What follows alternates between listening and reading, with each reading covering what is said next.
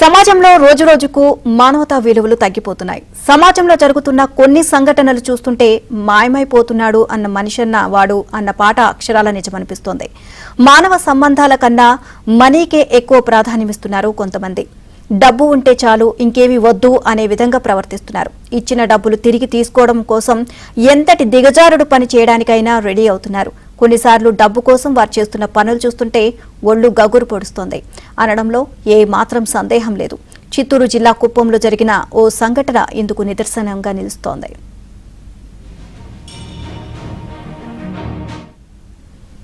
ఇక్కడ చెట్టుకు కట్టేసి ఉన్న మహిళ ఏ దొంగతనమో హత్యో చేయలేదు. భర్త చేసిన 80,000 అప్పు ఈ మహిళకు శాపంగా మారింది. అప్పు ఇచ్చిన వ్యక్తి ఇలా దుర్మార్గంగా ప్రవర్తించాడు. భర్త చేసిన అప్పు చెల్లించలేదు అని భార్యకు చుక్కలు చూపించాడు.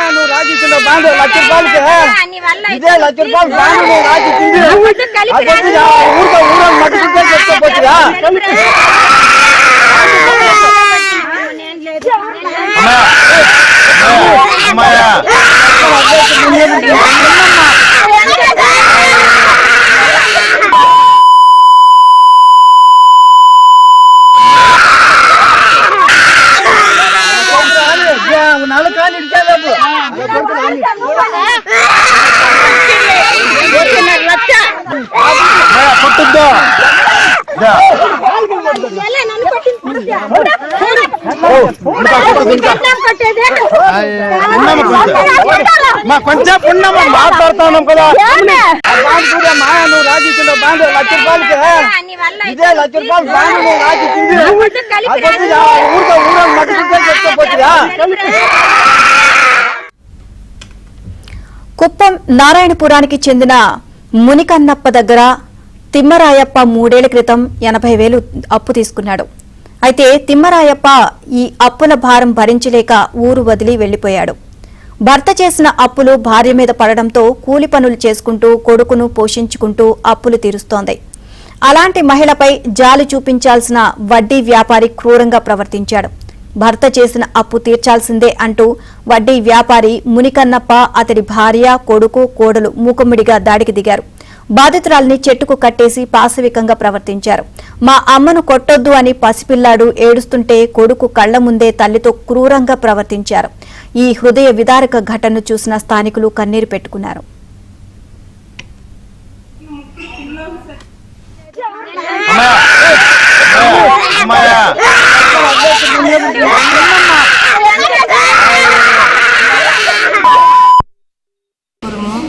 నిన్న బెంగళూరు నుంచి నిన్న పొద్దున్న వచ్చినాను.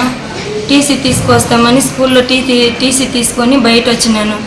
రాజకీయంలో బాండ్ ₹1,00,000 ఇదే ₹1,00,000 బాండ్ నువ్వు రాజకీయ ఊరితో ఊరని మట్టుకుంటే చెప్పుకోవచ్చుగా.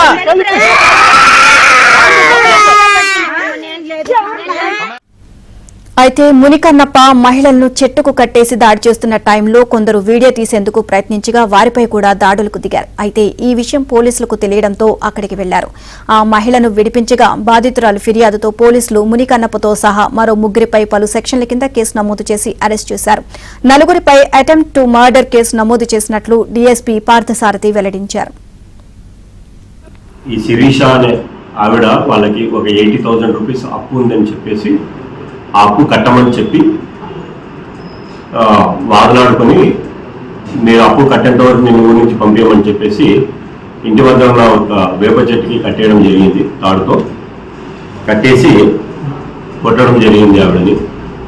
ఈ విషయంగా మాకు వాట్సాప్ ద్వారా ఒక ఫోటో రావడంతో ఇమ్మీడియట్గా నేను మా సిబ్బందిని అలర్ట్ చేసి పంపించడం జరిగింది. మా సిబ్బంది అక్కడికి వెళ్ళే టయానికి ఆ అమ్మాయికి కట్లిప్పేసి కూర్చోబెట్టి మాట్లాడుతున్నారు ఊళ్ళో కొంతమంది. వెంటనే మనం పోలీస్ స్టేషన్కి తీసుకురావడం జరిగింది. జరిగిన సంఘటనకి శిరీష నుంచి కంప్లైంట్ తీసుకొని ఒక కేసు రిజిస్టర్ చేయడం జరిగింది. దీంట్లో ముద్దాయిలుగా భావిస్తున్న మునప్ప, వెంకటమ్మ, రాజా అండ్ జగదీశ్వరి అనే వాళ్ళు కూడా మన కస్టడీలో ఉన్నారు.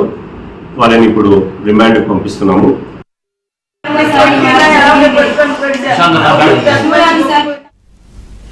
ఈ విషయం సీఎం చంద్రబాబు దృష్టికి వెళ్లడంతో చర్యలకు ఆదేశించారు. నిందితులపై చర్యలు తీసుకోవాలని ఎస్పీని ఆదేశించారు. ఇటువంటి చర్యలు పునరావృతం కాకుండా చూడాలని సూచించారు.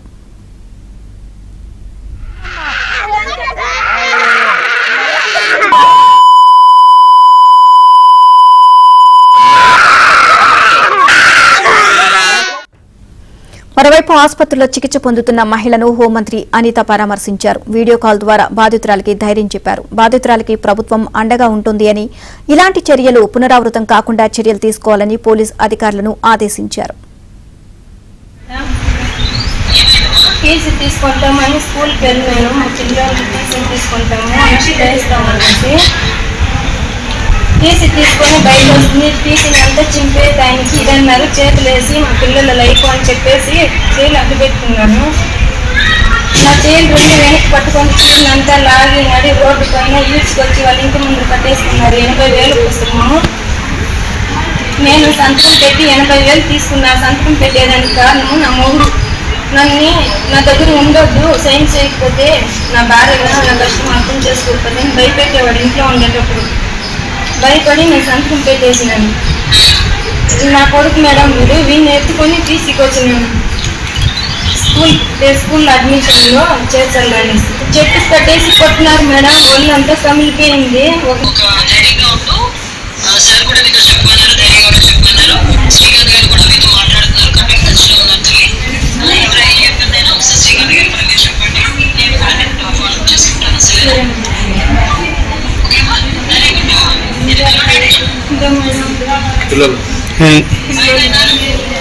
Hi madam. ముగ్గురు పిల్లలు మేడం.